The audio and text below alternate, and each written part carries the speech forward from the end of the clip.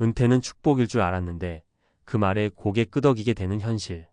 한때는 은퇴라는 단어만 들어도 설렘이 있었어요. 매일 반복되던 출근길, 복잡한 인간관계, 끝없는 보고서와 민원 속에서 언제쯤 퇴직할까? 생각만 해도 가슴이 탁 트였죠.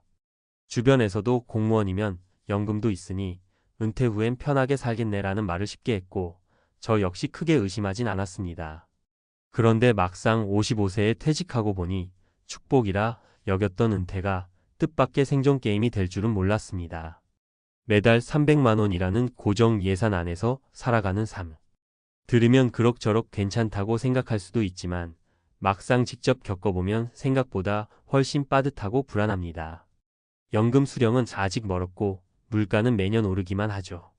무엇보다도 나를 필요로 하는 사회적 자리가 사라진 뒤에 공허함이 크게 다가옵니다. 이 글에서는 55세에 은퇴한 한 공무원의 실제 생활을 바탕으로 월 300만 원으로 살아가는 현실을 풀어내 보겠습니다. 또 비슷한 처지의 세 사람 사례를 통해 우리가 준비해야 할 것들, 생각해야 할 것들을 나눠보고자 합니다. 본론 월 300만 원이면 괜찮은 거 아냐? 그 말 속에 숨겨진 진실. 1. 월 300만 원의 정체 고정 수입인가, 임시 방편인가? 대부분의 사람들은 월 300만 원이라는 금액을 들으면 나쁘지 않다고 생각할 수 있습니다. 실제로 혼자 산다면 어느 정도 생활은 가능하죠. 하지만 여기엔 중요한 전제가 빠져 있습니다. 그 돈이 어디서 어떻게 나오는가입니다. 55세 공무원 A씨는 퇴직 후 약간의 퇴직금과 공무원 연금이 나오기 전까지 그간 모아둔 예금과 부동산을 활용해 생활비를 충당하고 있었습니다. 그러나 1년, 2년이 지나면서 예상보다 빠른 속도로 자산이 줄어들고 있다는 걸 깨닫게 되었죠. 결국 살고 있던 아파트를 처분해 전세로 전환했고 그 자금으로 생활비를 충당하게 되었습니다. 예전엔 은퇴하면 자유가 올 줄 알았는데 요즘은 하루하루 버틴다는 느낌이에요.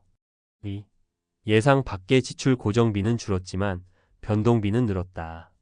은퇴 후 가장 큰 착각 중 하나는 생활비가 줄 거라는 기대입니다. 맞벌이 시절보단 분명 지출 항목이 줄긴 합니다. 출퇴근비, 외식비, 옷값 같은 건 확 줄죠. 하지만 다른 지출이 그 빈자리를 채웁니다. 의료비 50대 중반부터는 몸 이곳저곳에서 경고등이 켜지기 시작합니다. 정기검진, 관절염 약값, 갑작스러운 치과 치료비 등 매달 수십만 원이 빠져나갑니다. 경조사비 은퇴하고 나면 의외로 사람들과의 관계가 넓어지기도 합니다. 아내, 친구, 지인의 자녀 결혼식 등 예상 못한 지출이 계속 생기죠. 자녀 지원비 자녀가 아직 독립하지 못한 경우 부모로서 도와주지 않을 수 없는 상황도 많습니다.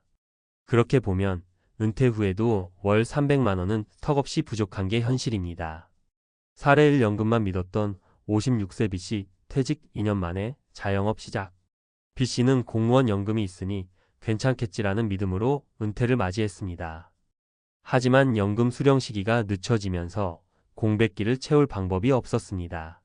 처음엔 약간의 예금으로 버텼지만 1년 반쯤 지나고 나서는 결국 자영업에 뛰어들게 됩니다. 선택한 건 무인 카페 창업.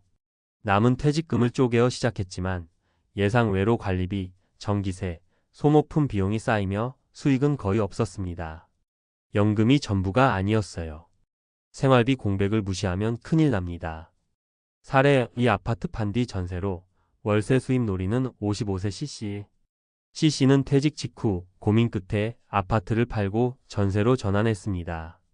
그 자금으로 작은 빌라 2채를 구입해 월세 수익을 얻는 구조를 만들었죠. 한 채당 월 70만 원씩 총 140만 원의 수입이 생기자 생활에 여유가 생겼습니다.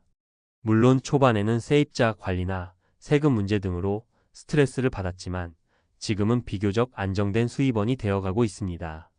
월세라도 꾸준히 들어오면 마음이 확실히 편해져요. 소득이 있다는 건 정말 중요해요.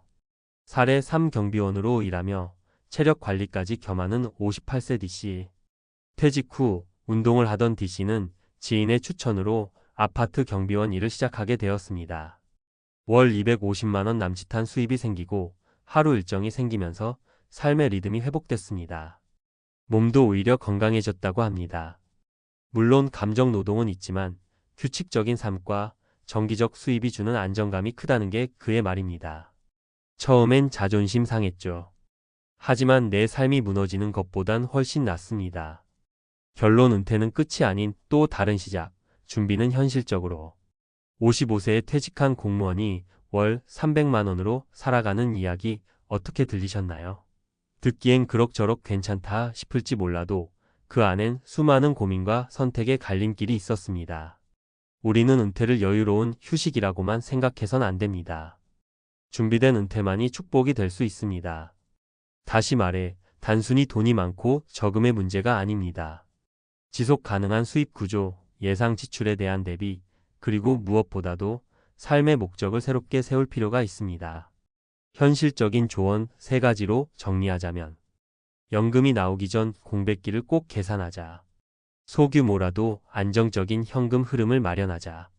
몸과 마음의 건강을 유지할 일은 오히려 축복일 수 있다.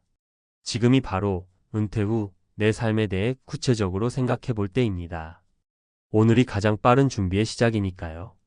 55세에 은퇴해서 월 300만 원으로 살아간다는 이야기 많은 분들이 공감하셨을 거예요. 저 역시 수많은 은퇴자들과 상담을 하다 보면 이 금액이 가지고 있는 상징적 무게를 잘 압니다. 듣기엔 나쁘지 않은 숫자지만 실제로는 생존성과 크게 다르지 않거든요. 이제 저는 이 이야기에서 한 걸음 더 들어가 보고 싶습니다. 왜 은퇴가 축복이 아니었을까? 어떻게 해야 이 시기를 잘 넘길 수 있을까? 이 질문을 중심으로 은퇴 이후 삶의 전략을 이야기해 보겠습니다. 1. 은퇴의 시작은 퇴직이 아니라 계획입니다. 많은 분들이 퇴직일을 기준으로 은퇴를 생각합니다. 하지만 진짜 은퇴는 퇴직일에 시작되는 게 아니에요. 계획이 없었다면 그날은 축복이 아니라 위기의 출발점이 됩니다. 55세 공무원 A씨처럼 연금 수령까지 5년 이상 남았고 퇴직금도 예상보다 금방 줄어든다면 그건 개인의 무능이 아니라 제도적 간극과 삶의 현실이 맞물린 결과입니다. 누구나 그럴 수 있다는 뜻이죠. 그래서 저는 항상 말합니다. 은퇴는 시작의 계획이 아니라 중간의 유지 전략이 핵심이다.